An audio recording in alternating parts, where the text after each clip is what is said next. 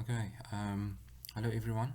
This is just a video on the Informal 5 that you submitted last week. So I'm just going to run through this and try to explain how the calculations were done. And you will also have this document in front of you. So you were given three figures, three drawings of three different buildings. Firstly, we had a new building of 40 beds planned for Bloemfontein. Figure 2 shows an existing office building completed recently with a basic historical cost of 650,000 Rand. I tried to put in the basic historical cost here to show you that there's a difference between the basic historical cost and the final building cost that I'll explain a little bit later on. I wasn't too strict on the recognizing this difference because we haven't discussed this yet, so thus I didn't mark with this in mind. Also, I did find that there was a couple of students who actually did recognize that, and yeah, I was quite impressed with that. So, and you will see in your feedback with regard to that. Just unfortunately, most of the students, there was about 3 or 4 that recognized this. Unfortunately, there were some other mistakes done in most of those submissions. So just have a look at that. If you do have queries on this specific item, you can just mail me, and then we can have a chat about that. Okay, so basically you have your basic historical cost, but the important item was the 10,000 for the paving that you had to use. So the office building, basically the volume and the rate for that was irrelevant. It didn't play any part. The only thing that you wanted from that was the paving cost that you would apply to your new building. So, and then we had figure 3, which showed a recently completed hospital with final cost of 1.3 million Rand VAT inclusive. And then you would assume that the top level of the footings is 500 millimeters below the natural ground level, and only standard finishes are used for the building. Okay, so it basically just means that you can compare the two with each other. Basic finishes just means that there's nothing special on it. There's no special equipment, and the question didn't ask for anything more special on the new building, so you didn't have to make any calculations. Usually I won't ask or go into that in too much depth.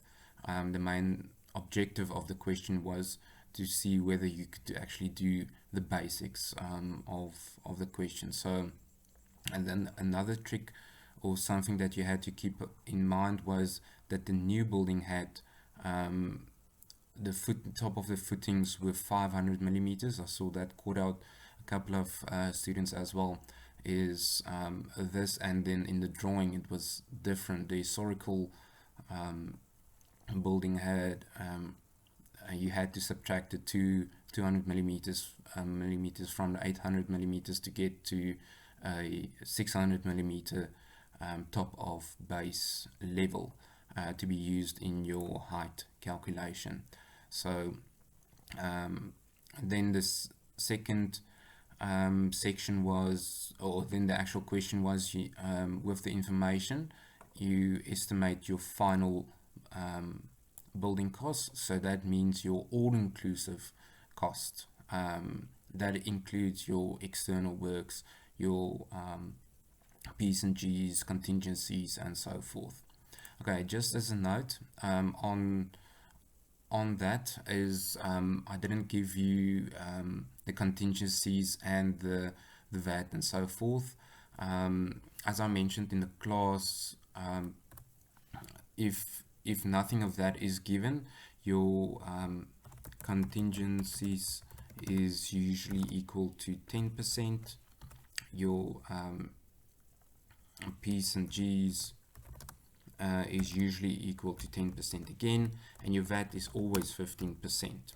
Okay, so please note that, but I marked with that, so you will see in the second little clip is that this actually I marked with the 14%, and or if you had contingencies of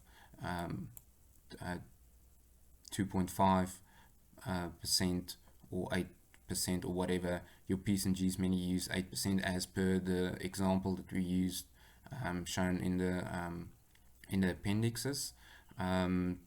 So that is really not too big a thing to be concerned about.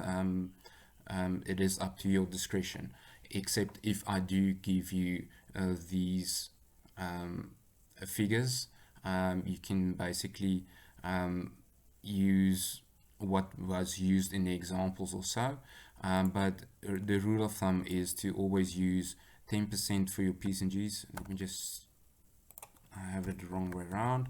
There we go.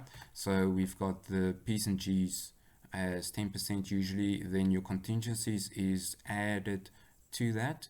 Remember, it's cumulative, so I think there was one or two that that added it separately to the total building or the basic building cost that was calculated.